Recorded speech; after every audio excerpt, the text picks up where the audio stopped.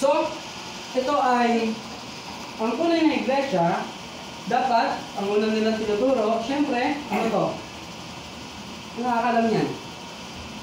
Syempre, alam niyo yan. What is that? The Ten Commandments. So, hindi bilang gawa para maligtas, kundi ano? Resulta ng pagmamahal sa ating Panginoon. So, kasi, sabi sa John 14 verse 15, if you have Bible on your side, if you love me, keep my commandments. So, alamin natin kung mahal nila ang Panginoon. Kasi kung mahal nila ang Panginoon, ikikip nila ang commandments. At kung hindi nila tinuturo ang Ten Commandments, eh magtaka na tayo. Baka hindi ayan ang ating religion, no? Ang iglesia na matatag sa katotohanan ay una, hindi binabago ang utos. Pangalawa, hindi nagdadagdag. At pangatlo, hindi nagbabawas. So, lalo na sa ika-4 na utos, no? Madalas ay hindi nabibigyan ito ng pansin sa maraming lugar. Ano ito? Yung ika-4 na utos ng Panginoon, yung pagkasada niya ng Ten Commandments.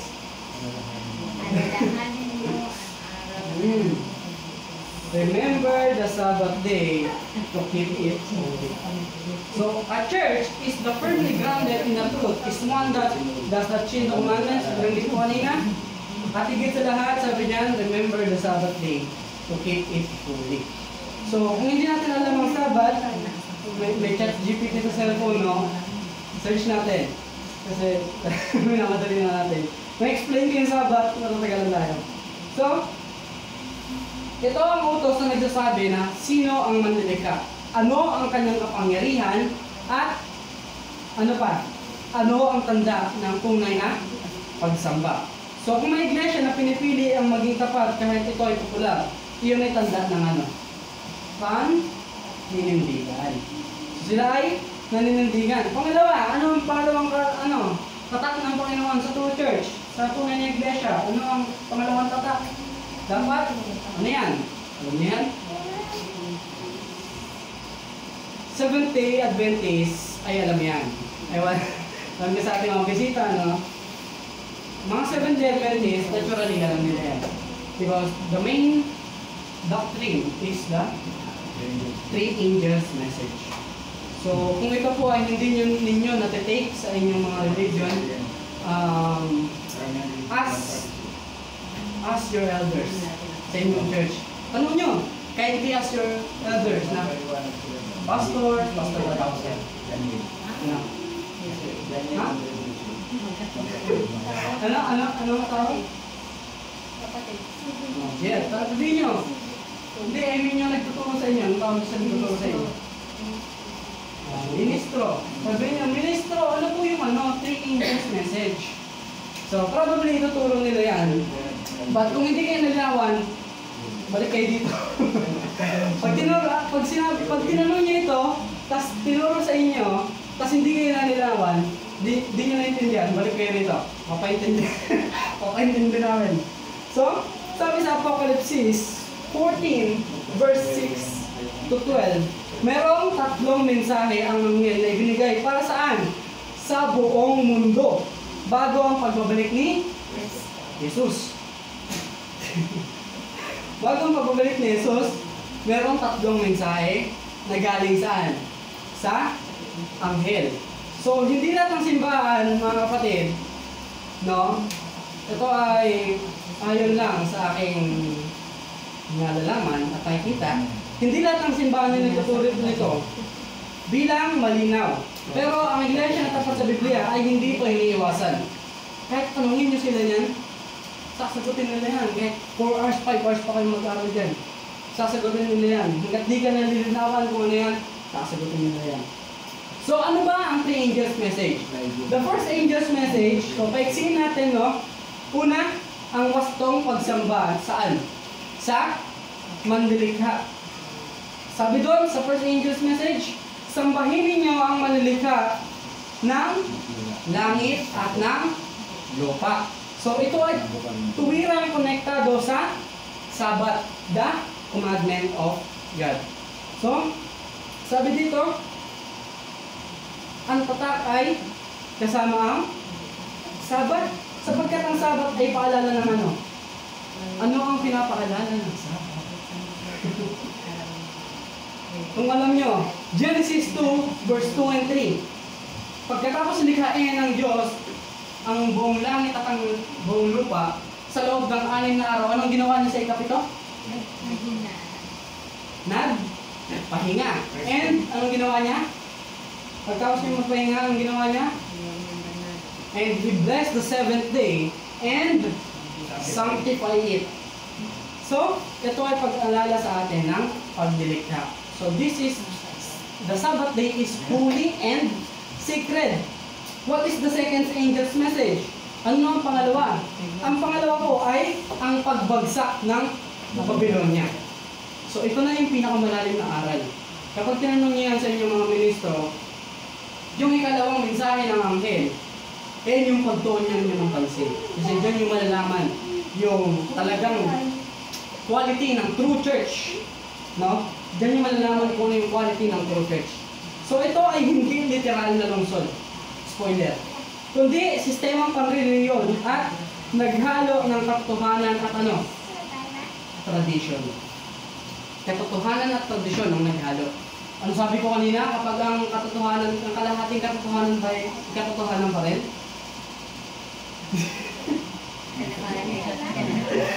Ang kalahating katotohanan ba ay katotohanan pa rin? Kalahati. Sabi na nga nyo ulit, katotohanan pa rin daw. So, dito tayo tatapos. So, ito po, yung pangalawang mensahe ng anghel ay hindi tumutukoy sa literal na bayan or literal na building. Ito po ay sistemang panreligion. No? Ang iglesyang tapat ay hindi sumusunod saan? Sa impluensya ng tradisyong hindi galing sa Biblia. Kasi kung ito ay nawilang sa ating tradisyon, mag-isip-isip tayo. Kasi kadalasan tayo saan tayo nakukulong? Saan? Sa tradition. Nakukulong tayo sa tradisyon. Kasi ito yung nakasanayan namin eh. Pag kami nagbabay-bahay ni Kuya sa Batangas, pag minsan nakaka-approach kami ng tao na anong religion na? Mga Adventist kayo? Kasi kami hindi namin nagpapabinyag sa iba eh. Kung saan kami lumaki, doon na rin kami mamamatay. So, that's the example na nakulong sa tradition. So, ano naman ang ikatlong mensahe ng anghel? The last angel's message.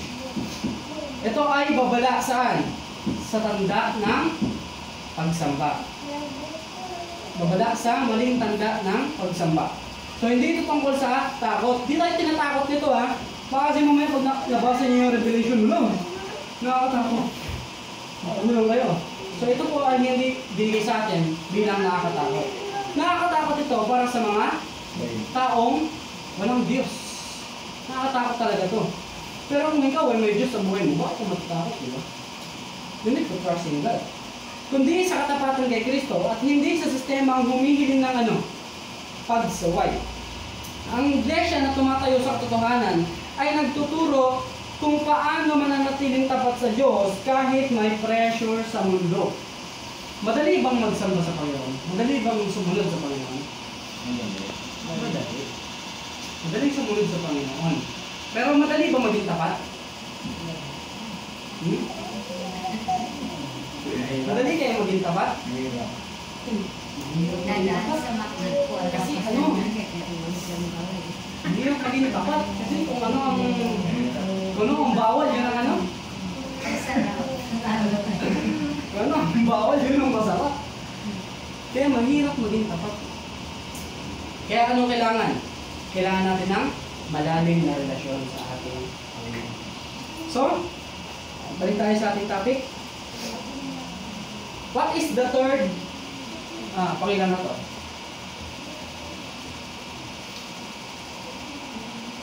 Okay. Ano ang sunod na quality ng isang church? Ano dapat ang tinuturo ng isang pang church? What is that? Sinangalan yan? Sanctuary.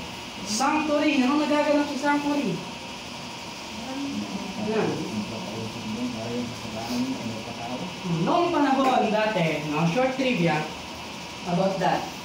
Noong panahon dati, kapag ikaw ay nagkasala, halimbawa ako, nagnakaw ako. Nagnakaw ako. Bibili ako ngayon ng tupa. Bibili ako ng tupa. Ang gagawin ko sa tupa, pupunta ako dito ngayon. Yan, sanctuary. Tapos may mga paring dyan na nag-guide. Ito yan. Yan. Ay yung mga paring na yan. Then, nalari ako yan, bumili ako ngayon ng tupa. Ang gagawin dyan, i-gilitan yan. Kasi, ipapasa mo dyan yung iyong kasalanan na nagawa. Kasi bakit? Anong sabi? Ang kabayaran ng kasalanan ay kamatayan. Ang kabayaran ng kasalanan ay kamatayan. So, need na merong mamatay para mabayaran ang kasalanan. So, ito, dati yan ha, dati yan ginagawa. Yan, sinusunod din yung mga offering, yung pasok doon, yung pare. Yan. Explain pa natin ang malalim yan. Ano na yan? Malalim na pag-aaral na yan. Ito mga kapatid, tanongin ko kayo, narinig nyo na yan? Di ba? Di ba? So, kasi ito ang doktrina na halos wala sa iba pang denomination. Halos wala pa sa ibang religion. Halos wala pero baka meron na.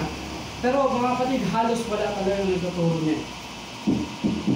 Mapapakinggan mo yan, huwag sabihin. Mapapakinggan mo yan, punta kayo dito. Punta kayo dito, mapapakinggan niya yan. Kung interesado kayong malaman ng tungkol dyan. So dati, no, your trivia, nag-aalala dyan. Pero natapos yan, ilan? Nung dumating si Jesus Christ sa lupa. At siya ay namatay sa cross ng Calvary.